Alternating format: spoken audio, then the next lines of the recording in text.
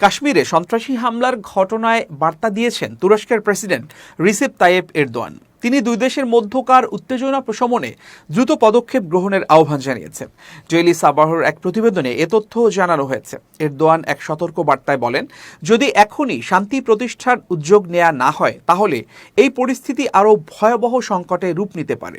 তিনি উত্তেজনা প্রশমনে দ্রুত পদক্ষেপ গ্রহণের আহ্বান জানান। সোমবার আঙ্কারায় এক সংবাদ সম্মেলনে তিনি বলেন, পাকিস্তান ও ভারতের মধ্যে যে উত্তেজনা তৈরি হয়েছে তা যেন দ্রুত প্রশমিত হয়, আমরা সেই কামনাই করছি, কারণ আমরা চাই না এই পরিস্থিতি আরও জটিল হয়ে উঠুক। একই সঙ্গে তিনি ফিলিস্তিন ইস্যুতে তুরস্কের অটল অবস্থান পুনর্ব্যক্ত করেন। এরদোয়ান বলেন, পূর্ব জেরুজালেম, পশ্চিম তীরের মতো গাজাও ফিলিস্তিনিদেরই ভূমি। ইনশাআল্লাহ গাজার ভাই বোনেরা সেই ভূমিতেই চিরকাল বসবাস করবেন।